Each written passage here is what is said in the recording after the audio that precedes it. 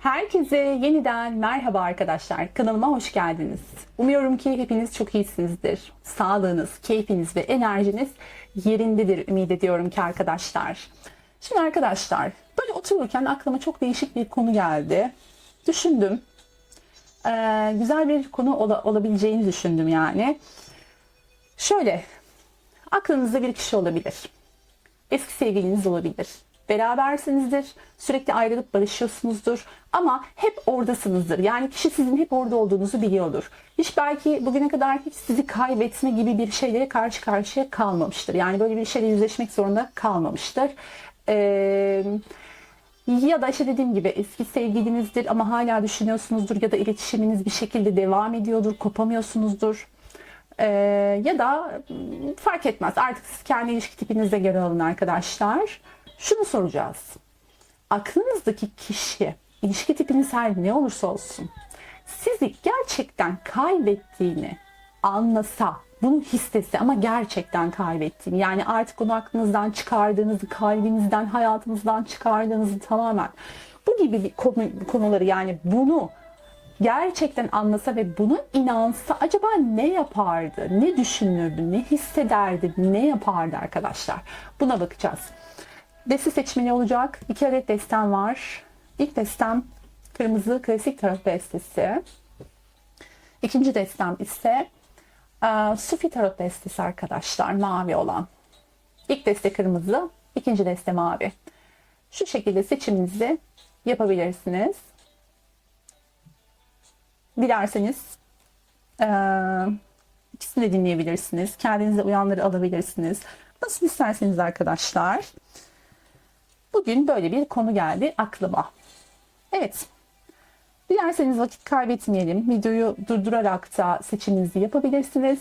Eğer yaptıysanız ya da yaptığınızı varsayarak arkadaşlar, ben ilk deste olan kırmızı desteden başlamak istiyorum. Bakalım bu kişi sizi gerçekten kaybettiğini anlasa ne hisseder ve ne yaparmış? Şunu şöyle kaldıralım.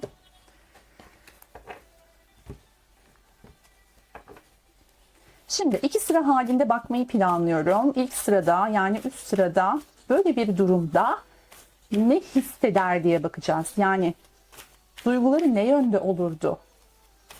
Mesela acı çeker miydi yoksa umrunda olmaz mıydı gibi.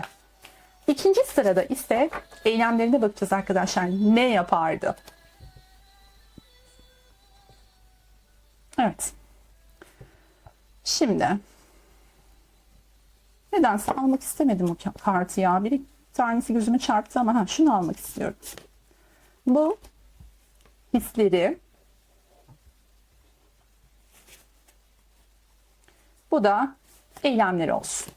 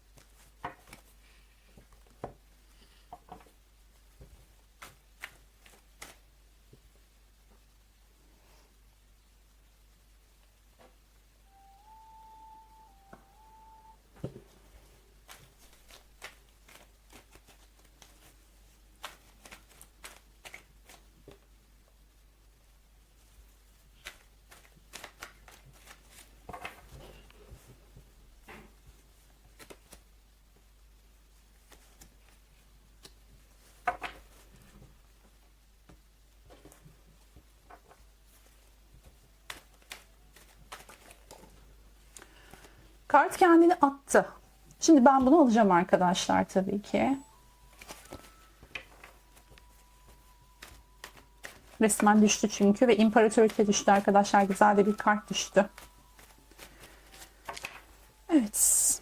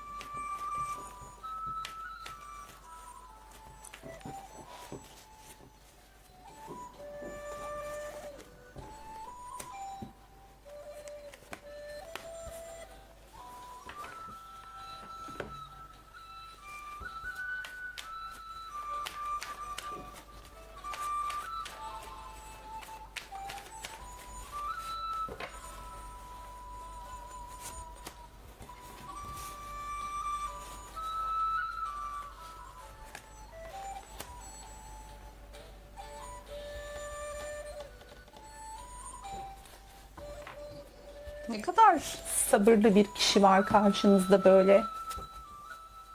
Maşallah diyorum arkadaşlar. Gerçekten oldukça sabırlı bir kişiyle karşı karşıyayız. Tamam peki gel hadi. Çok attın kendini.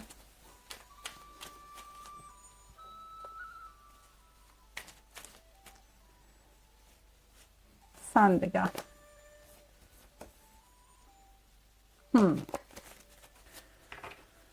Evet. Başka nereden alabiliriz? Bakalım. Şuradan da almak istiyorum ben.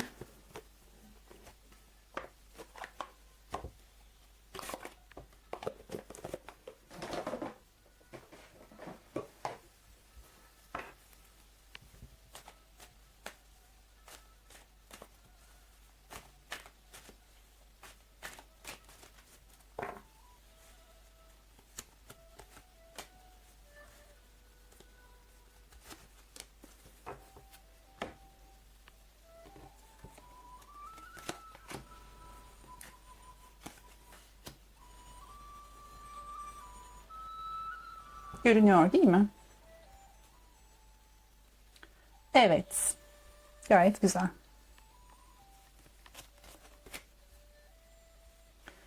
Şimdi arkadaşlar, kırmızı desteği seçen sevgili arkadaşlarım. Şöyle bir kartlara bakalım.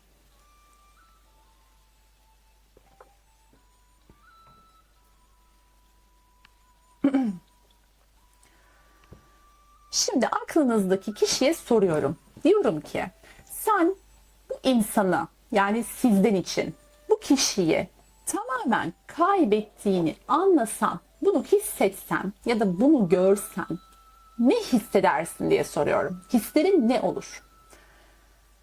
Şimdi bana diyor ki ben zaten bu kişiye karşı duygularım var. Boş değilim. Yani her ne olursa olsun, her durumda ben bu kişiye karşı zaten duyguluyum. Boş değilim. Yani seviyorum, kalbim atıyor onun için, duygularım var. Bunda bir sıkıntı yok diyor. Ve ben bu ilişkinin ya da bu bağlantının desteklendiğine inanıyorum. Yani eğer inanıyorsa böyle sistemdir, melekler tarafından desteklenmektir, bu tarz şeylere inanıyorsa, bu konuları biliyorsa arkadaşlar, kişi diyor ki ben zaten diyor bu bağlantının sistem tarafından bir şekilde desteklendiğini biliyorum. Ben bunun farkındayım diyor. Bu konuda bir sıkıntı yok diyor yani. Tamam. Fakat diyor bu duygularım, yani var olan duygularım, onu kaybettiğimi, tamamen kaybettiğimi bilmem halinde biraz daha yükselebilir. Yani hislerim hızlanabilir. Çünkü burada bir hayat hızlanıyor yazıyor kartın altında arkadaşlar. Yani bir hızlanma var, bir hareket, bir ivme var. Bir ivme kazanır diyor benim duygularım diyor, hislerim diyor. Biraz daha yükselirim diyor yani. Ama diyor yani benim ona duygum olması için böyle bir şey olmasına zaten gerek yok. Zaten var duygu. Fakat böyle bir şey olursa biraz daha diyor yükselirim. Karışırım belki duygusal anlamda. Bir panik yapabilirim yani. Hani ne oluyor diye. Çünkü arkadaşlar bakın bu insan sizi öyle bir yere koymuş ki oradan zaten sizin kolay kolay inmeniz mümkün değil. İmparatoriçe. Yani kim olursa olsun hayatında, ne yaparsa yapsın, kiminle görüşürse görüşsün, sizden ayrılmıştır ya da ne bileyim araya başka kişiler girmiştir. Ne olursa olsun zaten siz bu insanın kalbinde, gönlüne tahtı kurmuşsunuz arkadaşlar. Tamam. Burası net. Fakat bu kişi toy enerjilerde, yani toy enerjiler ne demek?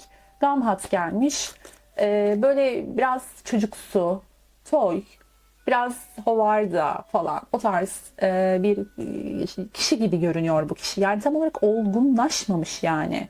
Hani Karşımda diyor bir imparatoriçe var ama diyor ben bu imparatoriçenin hakkını zaten veremiyorum. Bunun farkındayım diyor. Bunun da farkında yani. Bana fazla diyor bu kişi. Ben o imparatoriçe ben Gamhat diyor arkadaşlar. Yani size böyle imrenerek hayranlıkla yandan yandan bakar gibi bir hali var. Hani bak ben tamam belki tam olarak senin o olgun tarafını çünkü imparatoriçe olgun da bir enerjidir. Anne enerjisi gibi düşünün bunu. Hani o tarafına çok hitap edemesen de biraz fazla hareketli olsam da yandan yandan da seni kesiyorum diyor yani. Gözüm üstünde diyor. Yalnız zaten ona bu duygularını yani böyle bir durumda duygularını hızlandıracak olan şey zaten toy olması arkadaşlar. Olgun bir enerjideki insan zaten şeydir. Kendinden emin olduğu için daha sabit hareketler yapabilir. Şimdi burada bir sabır alt sırada eylemler kısmında sabır daha ağırlıklı çıktı. Üst tarafta hislere bakıyoruz. Yani böyle bir durumda duyguları ne olur baktığımız için şu an henüz eylemlerde değiliz arkadaşlar. Duygusal olarak biraz toy enerjilerde olduğum için karşımdakini de kaybetmek istemediğim için çünkü bende tahtı var onun diyor. Yani yeri var. Onu kaybettiğini anlarsam paniğe kapılırım diyor. Bu hızlanma belki de bir panik olabilir burada. Tamam. Bir şizofreni kartı gelmiş arkadaşlar. Bu kılıç ikilisi kartı aynı zamanda klasik tarotta. Yani diyor ki bir yolumu kaybederim, bir kararsızlığa düşerim, belki bir belirsizliğe düşerim. Evet, aramızdaki bağlantının farkındayım. O benden daha olgun enerjilerde idare ediyor belki benim bu toy tarafımı. Onu kaybedeceğimi düşünmüyorum ama böyle bir şey belki de bugüne kadar arkadaşlar bunu hiç hissetmediği için nasıl bir şeyle karşılaşacağını şu an tam olarak kestiremiyor gibi. Bu soruyu sorduğumda verdiği cevap bu. Ya diyor ki ben diyor daha önce hiç böyle bir ihtimalle karşılaşmayı bırak belki de bunu düşünmedim bile. İhtimaller dahiline bile sokmadım. Ama şimdi sen bana bu soruyu sorunca diyor şöyle bir düşündüm de diyor hakikaten ne yaparım? Bir paniklerim. Çünkü kaybedeceğimi düşünmemiştim hiç. Hani ya da bu şeyin enerjisi de olabilir. Böyle bir durumda toylaşırım. Yani ne kadar olgun bir enerjide olsa bile varsayalım çok olgun bir enerjide karşınızda kişi diyor ki ben toylaşırım diyor. Yani çocuksu hareketler yapabilirim. Hızlı düşünmeden hareket edebilirim diyor arkadaşlar. Yani böyle bir durumda özetle duygularının böyle kabaracağından, belki kontrolsüz hareketler yapabileceğinden, toycu hareketler yapabileceğinden bahsediyor. Belki de bu durum beni bazı şeylere aydınlatır. Belki şu an fark edemediğim şeyleri fark ederim diyor. Bir aydınlanma yaşarım. Belki onun zaten bakın değerli olduğunuz konusunda bir sıkıntı yok. Bu kişi sizin değerinizin farkında. Fakat diyor ki belki de değerini daha fazla anlarım.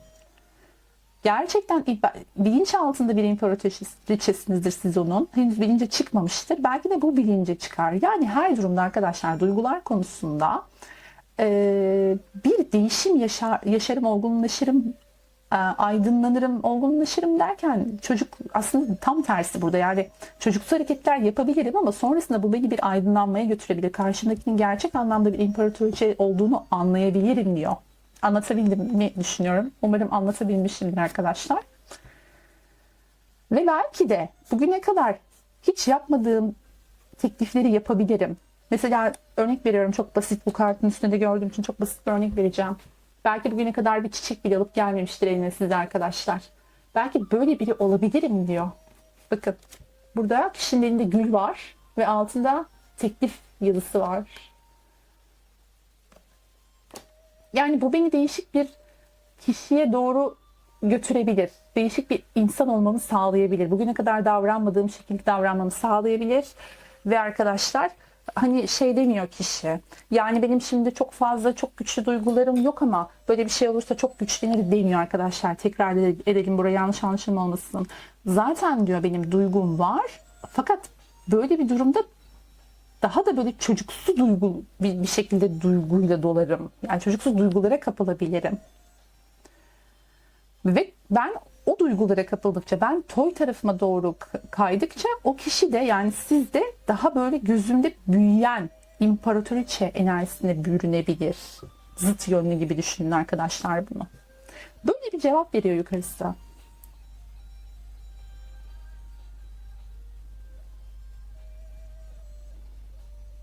Yani bence bu kişi sizin bugüne kadar kaybedeceğini hiç düşünmemiş. Hiç böyle bir gerçekle yüzleştiğini düşünmüyorum bu kişinin arkadaşlar. Peki. Peki dedim. Ne yaparsın? Eylemlerin ne yönde değişir? Bakın işte burada şu iki kart alt alta o kadar tezat çıkmış ki arkadaşlar. Duygular kısmında çıkan kartta hayat hızlanıyor yazıyor. Bir hızlanma söz konusu, bir ivme söz konusu. Eylemler tarafında çıkan kartta da yavaş ve istikrarlı giden yarışı kazanır diyor arkadaşlar. Yani destedeki zıt iki kart, tam zıt kutup iki kart gelmiş alt alta. Kaplumbağa ve antilop. Şimdi diyor ki her ne kadar duygularım karışsa da bir panik havasına girsem de asla eylemlerimde aceleci davranmam. Bakın buradan bu kişinin olgun bir enerjiye sahip olabileceğini görüyoruz. Yani o olgun enerjideki kişi toylaşıyor. Yani sizi gerçekten kaybettiğini anlarsa toylaşmaya doğru, duygusal anlamda toyluğa doğru giderken eylemsel anlamda yavaş, ağır hareket ediyor. İstikrarlı düşünerek adım atıyor yani. Şunu düşünüyor. Yavaş ve istikrarlı giden yarışı kazanır. Yani ben tamam bir paniğe gireceğim ama yavaş hareket edersem kazanırım yoksa kaybederim. Bunun da farkında, bilincinde yani bu kişi. Buradaki aydınlanma kartı belki de bu yüzden. Belli bir şeylere aydınlanmış bir kişiden bahsediyoruz arkadaşlar. Ve gizli motivasyonlar. Bu diyor beni gizliden gizliye motive eder. Yani ilişkiye de daha çok motive eder. Karşımdakine de yani size de daha çok motive eder. Tamam yavaş istikrarlı hareket edebilirim. Fakat ilişkiye karşı motivasyonum, eylem motivasyonum yükselir diyor arkadaşlar. Ve şimdi sizi imparatoriçe olarak görüyor ya. İşte o zaman ona layık hareketler yapmam gerektiğini, yani onu nasıl anlatayım bunu? Sizin beklenti içerisinde olduğunuz, beklediğiniz hareketleri sergilemem gerekir o zaman diyor. Yani böyle mesela İstediğiniz şekilde bir türlü davranmıyorsa, az önce dedim ya, bir gül bile, bir çiçek bile alıp gelmediyse bugüne kadar eline, böyle ince düşünceleri yoksa, sizin istediğiniz de buysa, yani bu bir örnek, bunun gibi kendinize göre alın.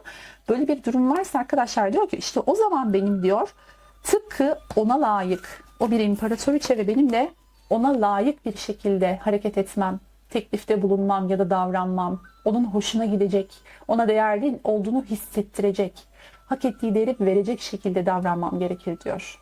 Eylemlerin bu yönde olur diyor arkadaşlar yani.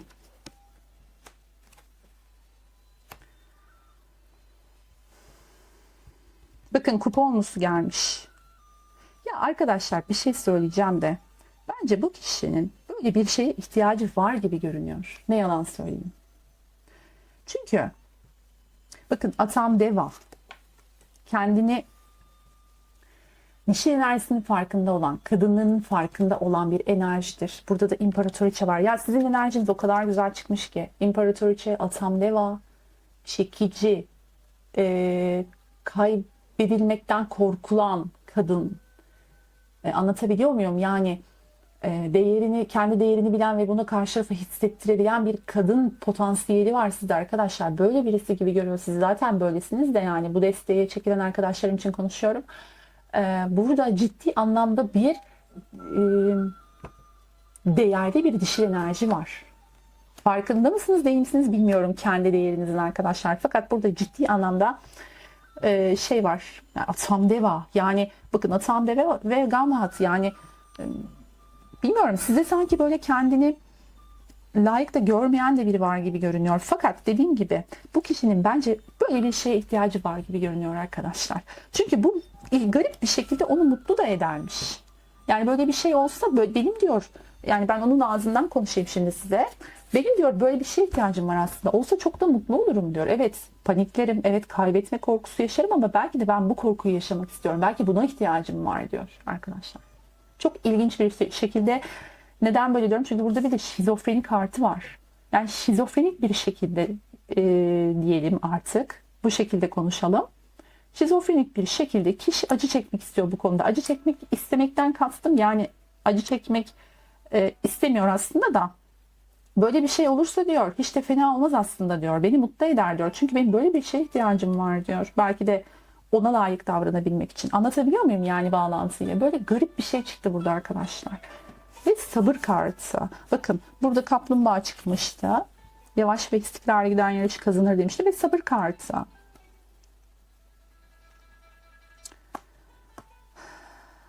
Burada da imparatoriçe enerjisi alıyorum arkadaşlar ben. Yani bakın imparatoriçe Atem Deva ve sabır. Burada da ayın döngüleri ve hamile bir kadın var arkadaşlar. İmparatoriçe. Aslında bu normalde toprak yedilisi yani para yedilisi kartıdır. Ama bana her seferinde imparatoriçeyi anımsatıyor. Bakar mısınız? Hamile bir bayan var ve ayın döngüleri var. Arkadaşlar siz hak ettiğiniz değeri bu kişiden almak istiyorsanız yani bana hak ettiğim şekilde davranmıyor. Yani kendi değerinizin farkındasınızdır ve hak ettiğiniz şekilde davranmadığını düşünüyorsunuzdur kişinin. Eğer bunu düşünüyorsanız ve bu değeri almak istiyorsanız bu korkuyu en az bir kere yaşatmanız gerektiği konusunda net bir uyarı var burada. Bunu size söylemeliyim. Çünkü bakın burada bu kart biraz uyumsuzluğu da anlatır. Sanki sizin aranızda bir dengesizlik var, uyumsuzluk. Yani sanki sizi kendinden daha üstün gördüğü için bunun vermiş olduğu, bu Gamhat bana biraz onu da anımsattı. Bunun vermiş olduğu bir kompleks de olabilir bu. Ya da kompleks demeyelim de bir rahatsızlık. Sizi bu adam, bu kişi, adam dedim arkadaşlar. Aslında normalde adam kadın demem de ağzımdan çıkıverdi. Allah Allah. Vardır bir sebebi, neyse. Bu insan size hak ettiğiniz değeri hiçbir zaman verememiş bence arkadaşlar. Ve bunu vermek istiyor aslında. Bunu veremiyor. Nasıl yapacağını bilmiyor. Yolu bilmiyor. Siz bu yolu ona gösterecek kişisiniz bence arkadaşlar. Bu kaybetme korkusunu en az bir kere yaşatarak. Ben burada bunu anladım açıkçası. Peki o zaman şey yapalım. Rumi'm nerede benim? Rumi'ye bir soralım ya. Rumi bize ne diyecek acaba bu konuda? Ne yapmalıyız biz bu konuda? Bu desteği seçen sevgili arkadaşlarım ne yapmalılar bu konuda da? Hani ben böyle bir tavsiyede bulundum, evet, kendi hissiyatıma ve okumama göre. Sevgili Rumi ne der bize? Bir de ona danışalım. Bir büyüye danışalım arkadaşlar. Çok değişik, ilginç bir enerji var ya bu destede. Kılıçların beşlisi. Ey fedakar olanı bıçaklayan, kendini bıçaklıyorsun.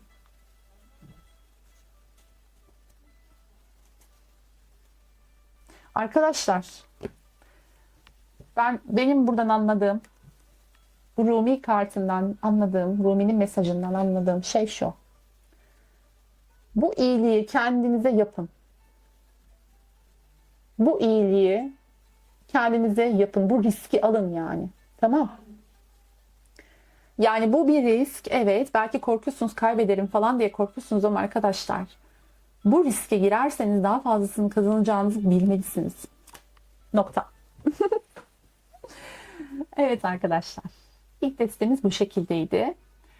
Umuyorum ki sizlere fayda sağlar. Hepinizi çok seviyorum. Kendinize çok iyi bakın. Ben hemen ikinci desteğe geçiyorum. Evet, ikinci desteği seçen sevgili arkadaşlarım, sizler de tekrar hoş geldiniz. Şimdi bakalım sizin aklınızdaki kişi sizi tamamen kaybettiğini, gerçekten ama kaybettiğini anlasa, buna inansa ne hisseder, ne yapardı? Yani önce iki sıra halinde yapacağım. Üst sırada hisleri, ne edeceği, altta da eylemleri, yani ne yapacağı böyle bir durumda. Bakın.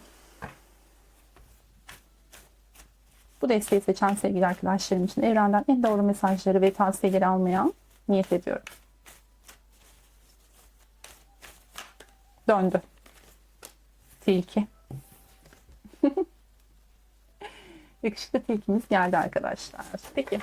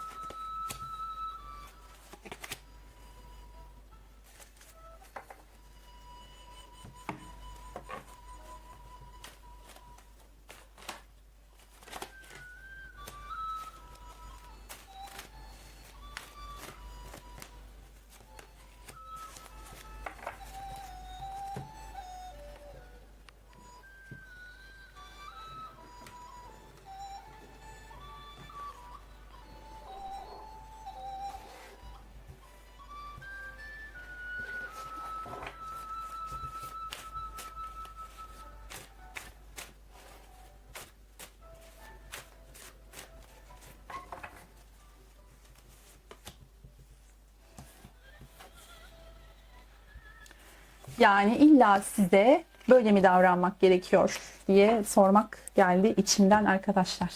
Sormadan edemedim. İlle böyle mi davranmamız gerekiyor? Oo, bir dakika, çok düştü. Çok düştü arkadaşlar.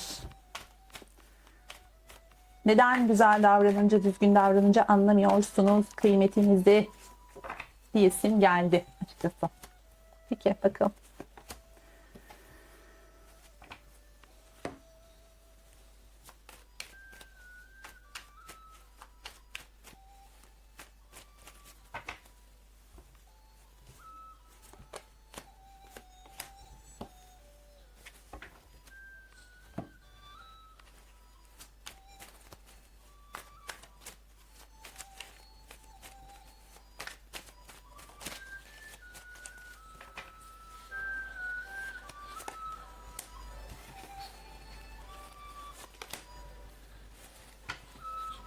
Wow.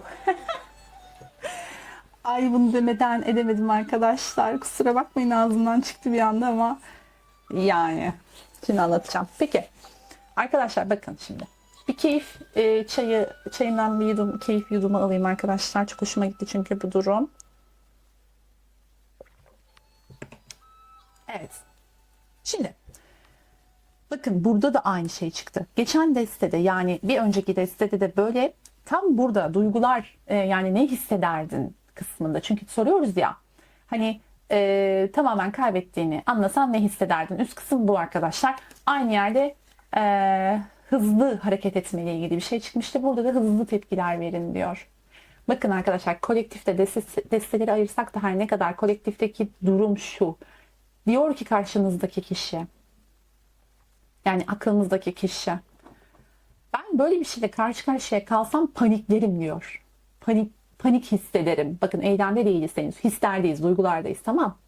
Diyor ki ben paniklerim ve karanlık düşüncelerin içine girerim diyor. Labirent gibi, bakın, labirentin içine girmiş gibi hissederim kendimi. Karanlık bir labirentin önünde duruyormuş gibi hissederim ve bu labirente de muhtemelen girerim diyor. Paniklemekten dolayı. Kaybetme korkusunun paniği bu arkadaşlar. Tamam. Ve tilkilikler yapmaya, yani şuraya girmemek için, bu labirente girmemek için tilki tarafımı çalıştırmaya başlarım diyor. Yani bir tilkilik düşünürüm, bir tilkilik yaparım diyor. Bunun yüzünden planlamasını yaparım diyor yani. Değişik, değil mi? Şaşırdık mı? Hayır, tabii ki şaşırmadık arkadaşlar. Bu güzel.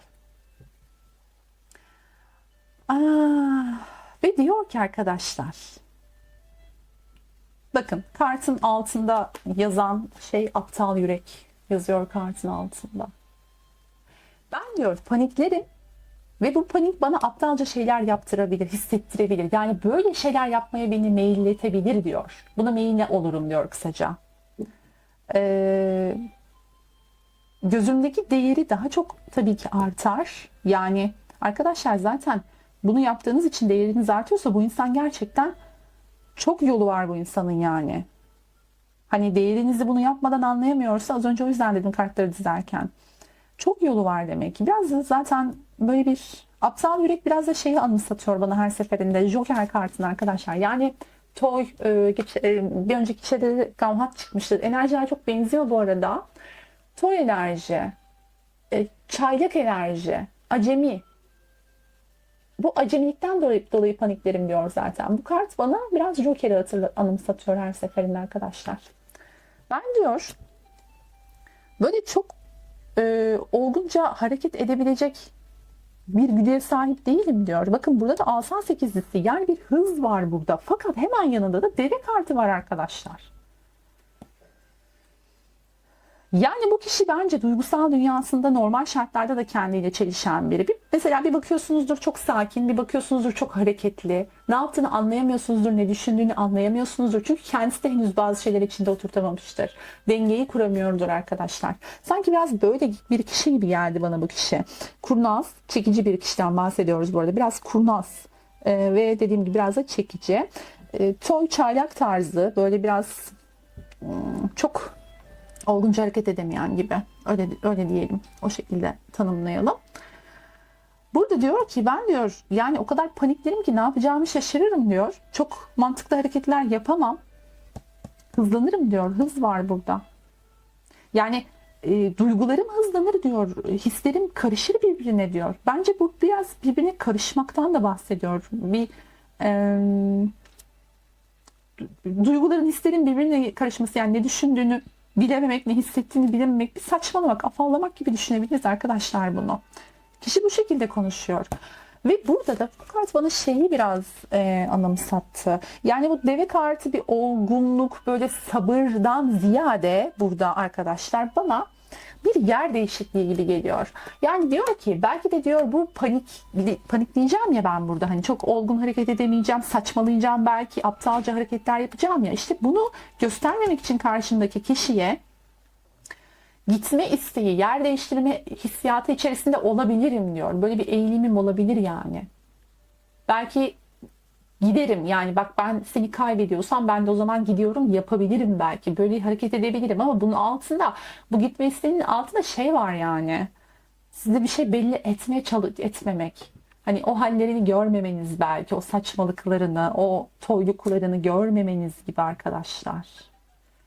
Biraz bu şekilde hareket etme eğilimine girerim diyor. Yani his olarak bu yönümü görmesini istemem diyor.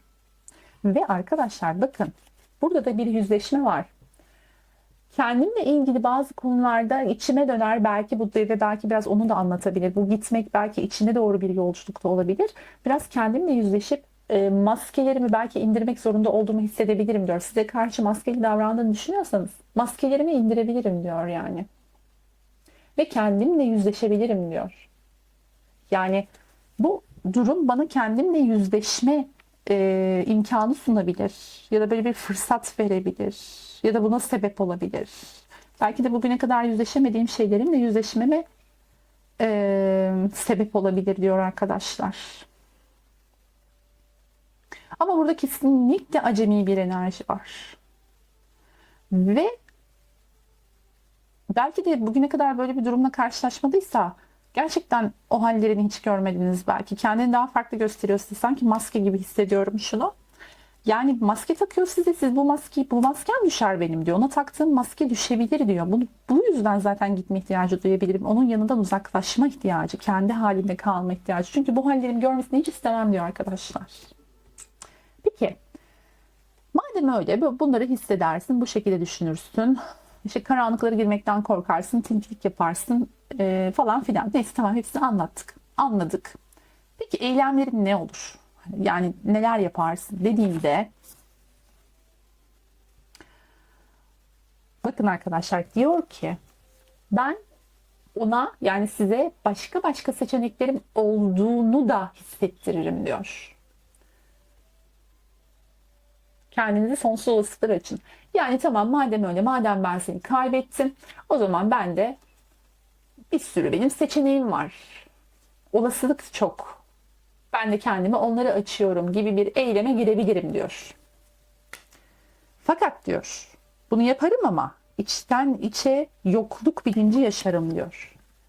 Yokluk bilincine girerim diyor. Yani bunu her ne kadar yapsam da belki gururumdan, belki toyluğumdan fark etmez. Bunu yapsam da diyor içten içe yokluk enerjisi çalıştırırım ve endişelenirim diyor arkadaşlar. Bakın, yokluk bilinci ve endişe. Tamam. Yani ben diyor ona bu yüzümü göstersem de benim farklı seçeneklerim olduğunu ve aman gidersen git canım, bana da sevgilim yok moduna girsem de içten içe böyle endişe ve yokluk bilinci çalıştırırım. Ve diyor aydınlanırım diyor. Yani belki de diyorum ya, bugüne kadar hiç bunu yaşamadı. Sizden ötürü ya da bir başkası fark etmez. Bunu belki hiç yaşamadıysa arkadaşlar, gerçekten kaybetmekten bahsediyorum ama bakın, bunu hissettirmek. Yani ben gidiyorum deyip arkana dönüp 2 gün sonra gelmek ya da ben gidiyorum dediğinde o kişinin senin orada olduğunu bilmesinden bahsetmiyorum. Gerçekten kaybettiğini anladığı anda, buna inandığı anda. İşte bugüne kadar diyor böyle bir şeyle karşılaşmadığım için O zaman bir şeylerin farkına varım. Şuraya kart çekeceğim arkadaşlar. Neyin farkına varırmış? Neye aydınlanırsın sen? Yani şurada tarot bakarken, okurken soruyoruz. Ona bile cevap vermiyor arkadaşlar. O kadar ketum, o kadar böyle ödü kopuyor ki aman gerçek duyguları anlaşılmasın, aman maskeleri düşmesin. Burada bile korkuyor arkadaşlar. Düşünün yani bu kadar. Anlaşıldı. Diyor ki aslında hayatında olmasını istediğim kişinin o olduğuna işte ben o zaman aydınlanırım diyor. Şimdi burada diyordu ya kendinizi sonsuz olasılıklar açın diye. Yani olasılıkları olduğunu düşünüyor belki bu kişi. Belki de hala şu anda aman öyle bir şey olursa ben de giderim. Benim bir sürü olasılığım var diye düşünüyor. Ama işte bu gerçekleştiğinde hani düşünmek başka, eyleme geçmesi başka bu işin. Bu gerçekten olduğunda işte benim aydınlanacağım şey aslında bu olasılıkların olmadığı, yani var ama bu olasılıkların sizin yerinizi tutmadığı gibi bir şeyden bahsediyor arkadaşlar burada. İşte o zaman diyor belki bugüne kadar atmadığım adımları atmak zorunda kalırım diyor. Fakat tabii bu bir süreç arkadaşlar burası. Yani hemen olacak şeyler değil bunlar. Hani zamanla belki gidecek, işte sizi kaybettiğini anlayıp arkasını dönecek, gününü gün etmeye çalışacak, farklı olasılıkları değerlendirecek ama içten şey bir yokluk bilinci ve endişe. Ama o sırada da ve bu sürecin sonunda aydınlanacağı şey evet gerçekten sizinle olmak istediği. Anlatabiliyor muyum? Bunun farkında değil. İşte bunu fark etmesi için belki de bu sürecin yaşanması gerekiyor. Bu tabii ki sizin tercihiniz. Biz sadece olasılıklara bakıyoruz. Böyle bir durum olursa ne olur? Eğer böyle bir şey düşünüyorsanız böyle bir durumda ne olabilir? Tabii ki karar sizin. Ben bu konuda sizi kesinlikle etkileyemem. Sadece burada yorumluyorum. Karar sizin. Fakat eğer bu kişiden bugüne kadar atmadığı adımların gelmesini istiyorsanız arkadaşlar somut adım yani lafta yapıyordur ama eyleme geçmiyordur hiçbir konuda. Eylem istiyorsanız bu kişiden bunu yapmak durumundasınız arkadaşlar. Bunu söyleyeyim. Bu riske girmek durumundasınız. Geçen desteği de aynı şeyi söyledim. Yani bir önceki desteği de aynı yorum yaptım. Aynı öneriyi sundum daha doğrusu. Tabii ki dediğim gibi karar onların ve sizin. Fakat burada arkadaşlar böyle bir durum var. Yani kişinin bakın hiç geçmediği bir kapıdan geçip daha önce onun hiç geçmediği bir kapı bu. Bu olay olursa, böyle bir şey olursa bu kişi öyle bir kapıdan geçecek ki somut adım atmayı öğrenecek. Yani lafının arkasında durmayı, sözünün arkasında, verdiği sözlerin arkasında durmayı öğrenecek. Bu kapı işte olgunluk kapısı gibi geliyor bana, öyle hissediyorum. Yani şu olgunluk kapısından geçecek ve bir eşikten geçecek yani ve gerçekten somut adım atma konusunda bir eğitecek kendini gibi görünüyor. Ve arkadaşlar sonuna bakar mısınız? Yani ben hani hadi öneride bulunmayayım, hadi tavsiyede bulunmayayım burada diyorum. Sadece yorumlayıp geçeyim diyorum ama inanın coşuyor, içim coşuyor yani. Başarı ve aile kartı geliyor. Ev, aile, bakın çocuk ayakkabısı, evli bir çift ve çocuk ayakkabısı, belki bebek bekleyen bir çift, belki bebekleri, çocukları olan bir çift ama mutlu bir aile, yuva, başarı ve yuva. Şu bakın bir de burada bu aynı zamanda güç kartıdır klasik tarotta. Arkadaşlar bu kişi bu kapıdan geçip istediğiniz adımları atsın istiyorsanız ve güce gelip bu aslanı ehlileştirmek istiyorsanız eğer böyle bir niyetiniz, düşünceniz varsa tamam ve şu şekilde olmak istiyorsanız bunun olması gerekiyor gibi geldi bana.